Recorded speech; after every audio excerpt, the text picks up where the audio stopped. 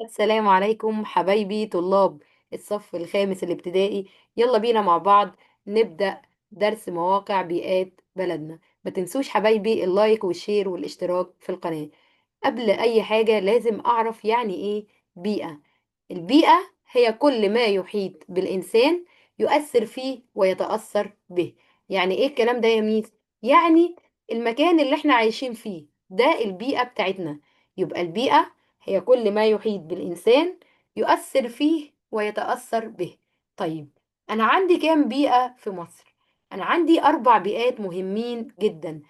أول بيئة معايا طبعا البيئة الريفية، وعندي البيئة الحضرية، وعندي البيئة الصحراوية، والبيئة الساحلية. هنبدأ مع بعض ندرس البيئة الريفية الأول، وهنعرف نقط مهمة جدا فيها اللي هي موقعها، وهنعرف طبعا خصائصها، وهنعرف أهم الأنشطة الاقتصادية فيها، وأهمية البيئة الريفية، وآخر حاجة جهود الدولة. يلا بينا نبدأ مع بعض. البيئة الريفية هي البيئة التي تقع في الوادي والدلتا ومنخفض الفيوم. طيب، تعالوا نشوف بقى الكلام ده على الخريطة. يبقى هي البيئة التي تقع في الوادي والدلتا ومنخفض الفيوم. ادي الوادي اهو، تمام، وادي الدلتا، تمام، وادي منخفض الفيوم. يبقى البيئة الريفية او الزراعية هي البيئة التي تقع في الوادي والدلتا ومنخفض الفيوم. طيب، وفيها ايه تاني؟ تنتشر بها القرى ويزداد بها النشاط الزراعي.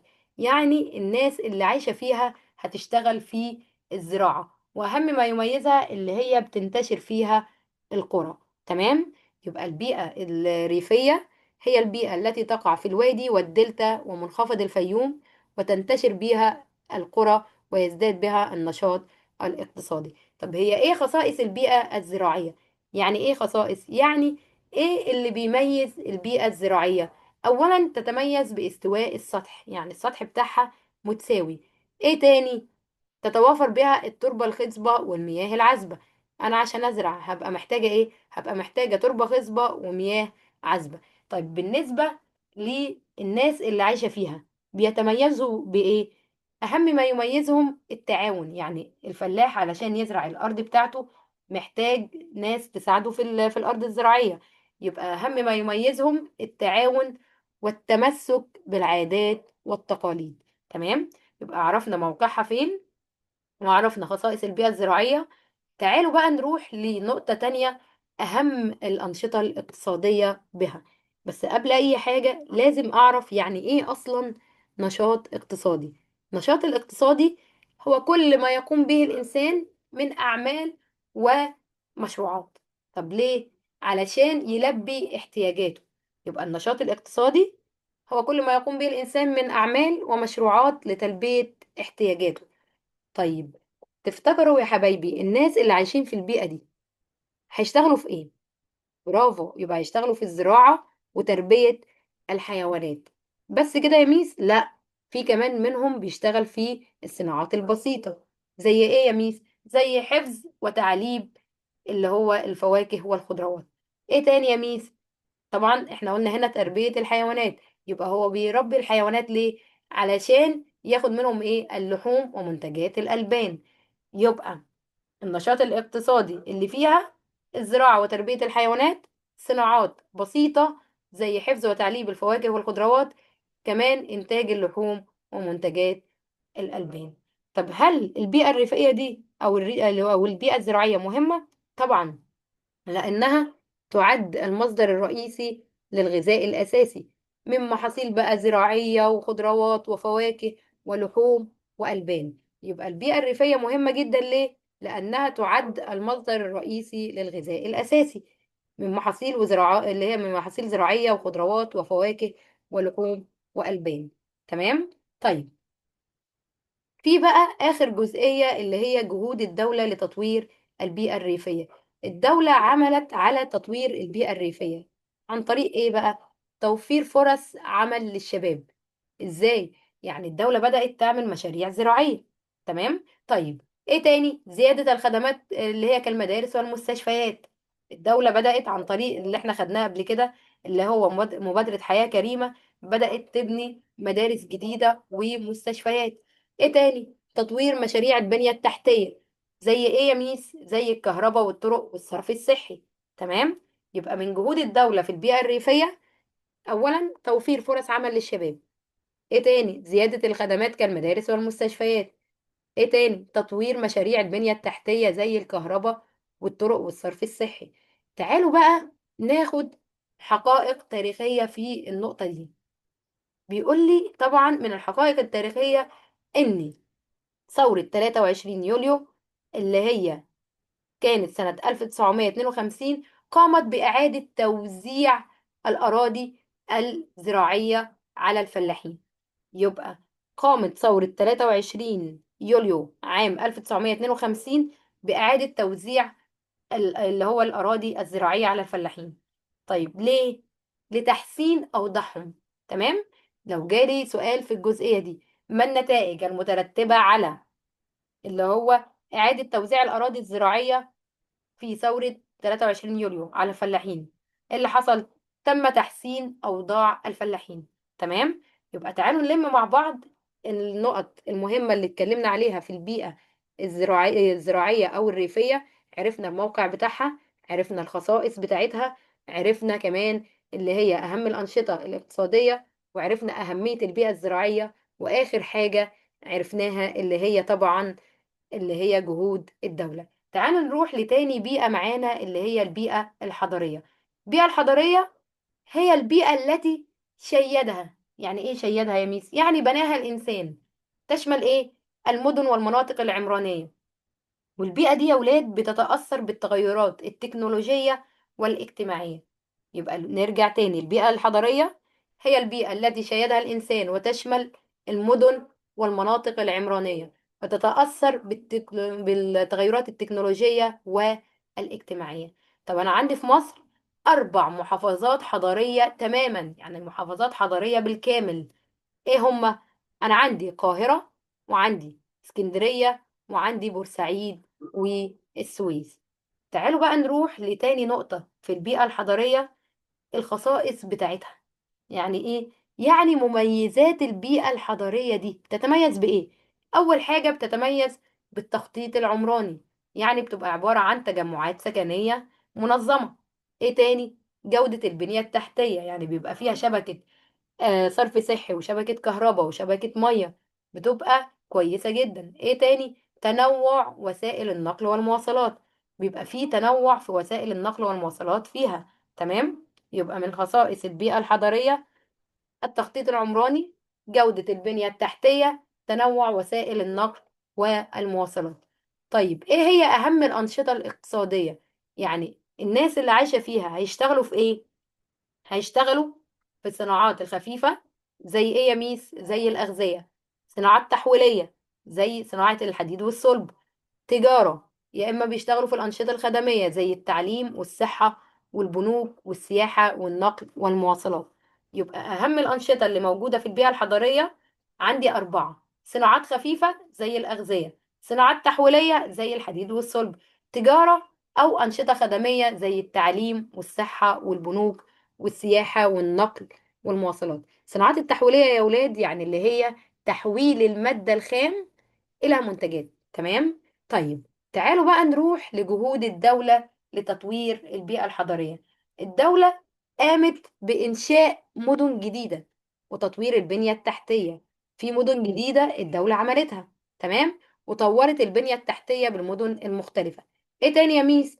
من جهود الدولة اللي هو القضاء على العشوائيات بإنشاء مشروعات سكنية جديدة. زي ايه يا ميس؟ عندي حي الأسمرات. ايه تاني؟ استخدام وسائل النقل المستدامة. يعني ايه نقل مستدام؟ يعني اللي هي وسائل نقل مش ملوثة للبيئة، يعني بتشتغل بطاقة نظيفة. تمام. طيب يبقى من جهود الدولة إنشاء مدن جديدة وتطوير البنية التحتية بالمدن المختلفة.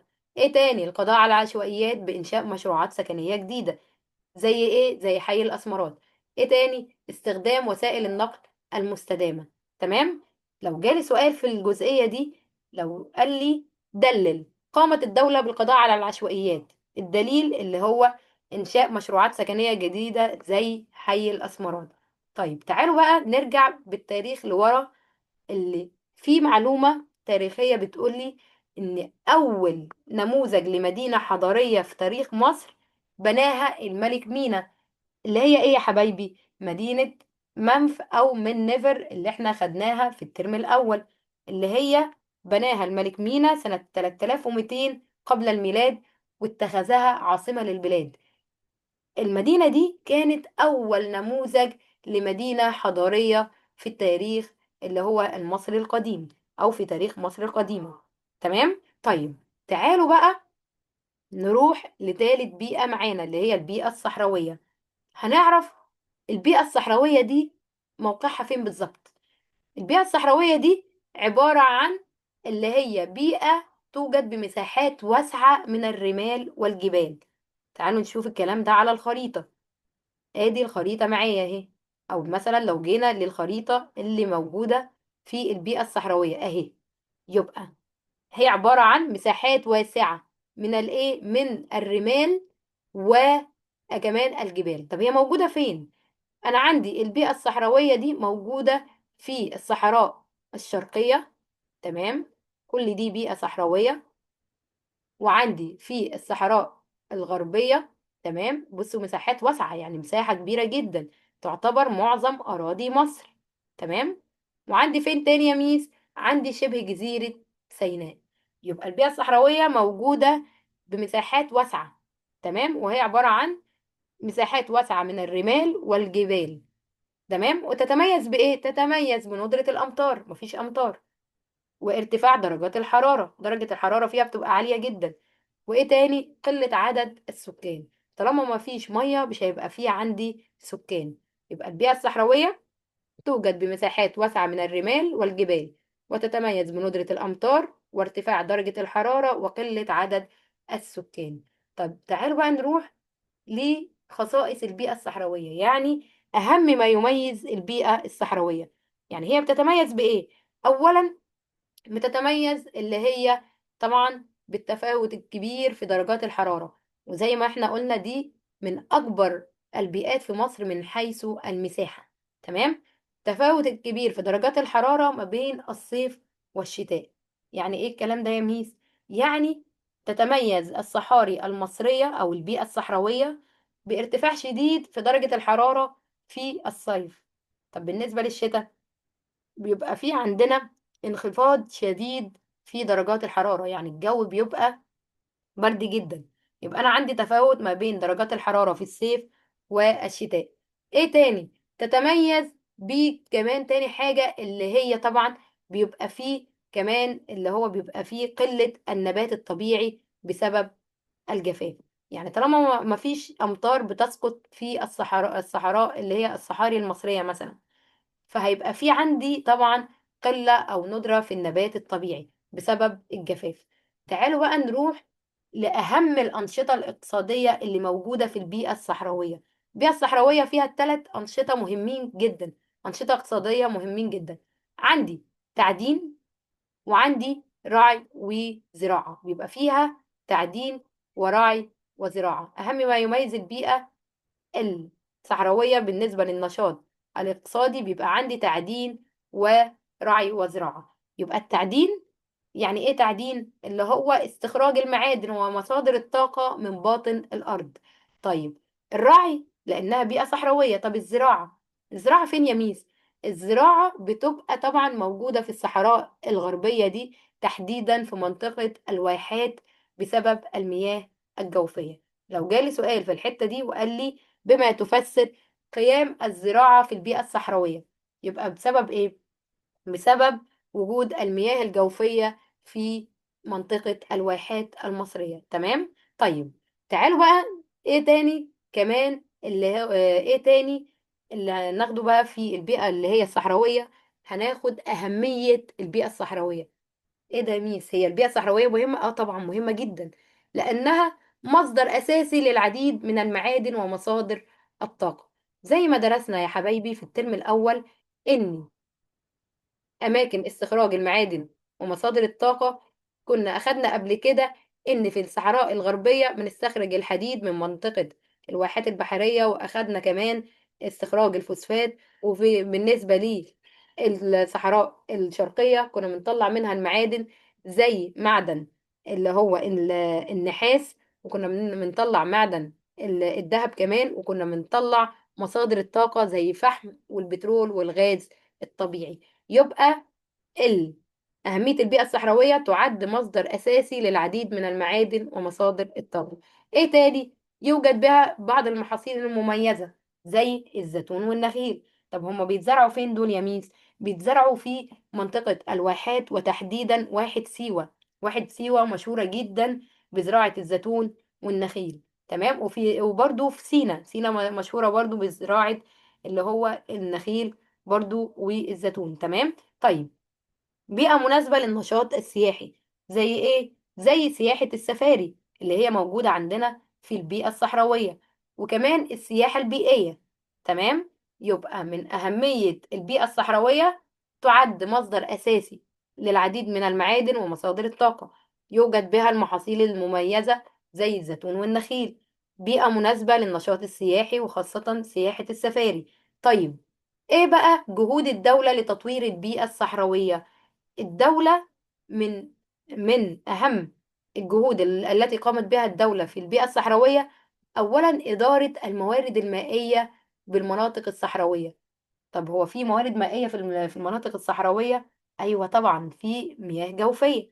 الدولة عملت على إدارة الموارد المائية بشكل مستدام، بحيث إن يبقى فيه على طول ميه في الصحاري المصرية. تمام. طيب، ايه تاني؟ تطوير البنية التحتية والطرق. يعني الدولة عملت على تطوير البنية التحتية والطرق، زي طريق الواحات الجديد. يعني الدولة عملت طريق جديد اللي هو طريق الواحات.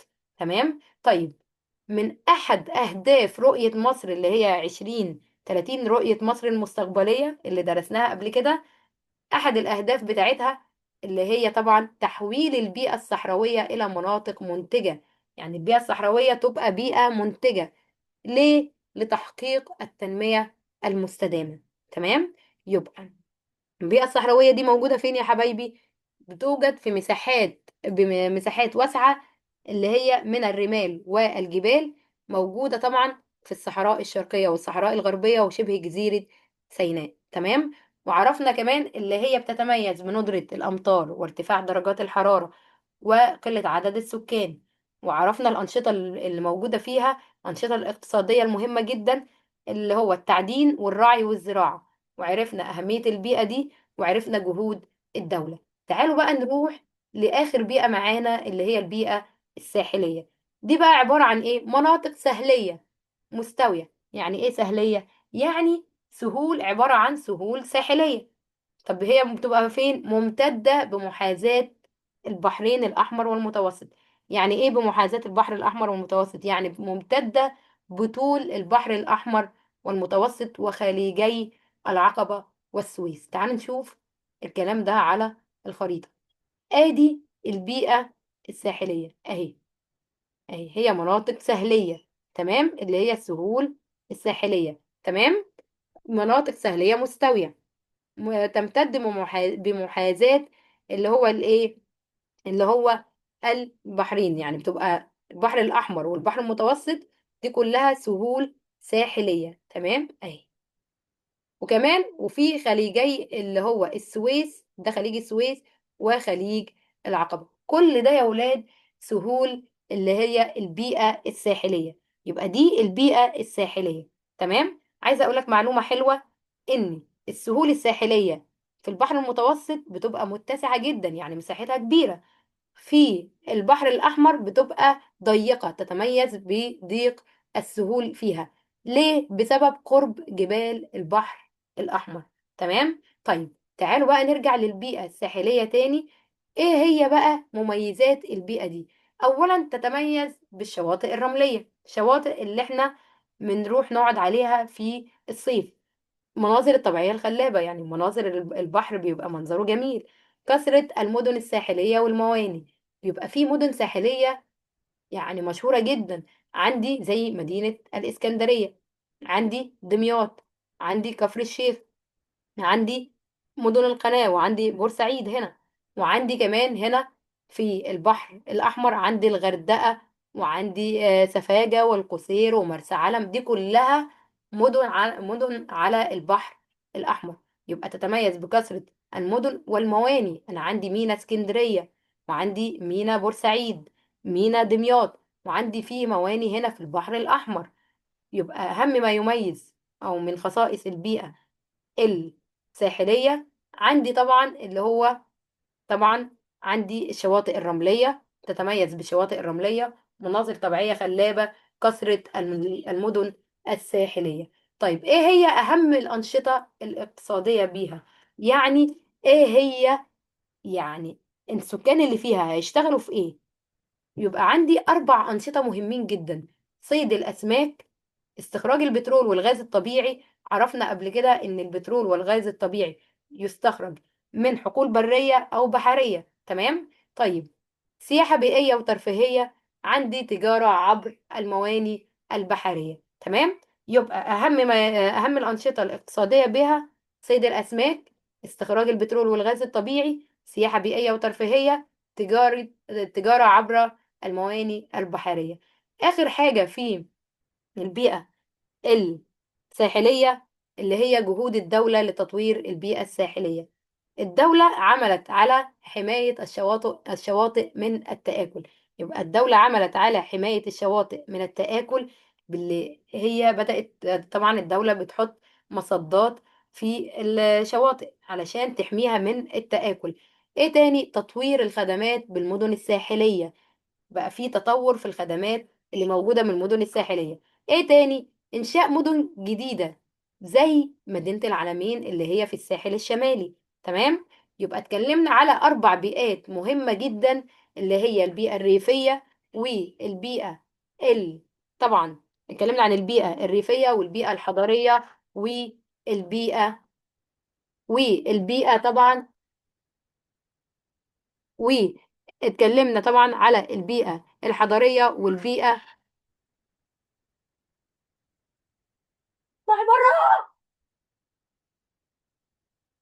والبيئة اللي هي طبعا الصحراوية والبيئة الساحلية.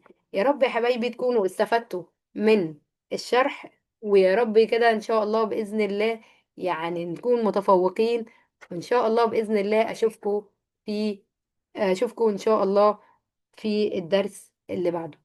ما تنسوش اللايك والشير والاشتراك في القناة.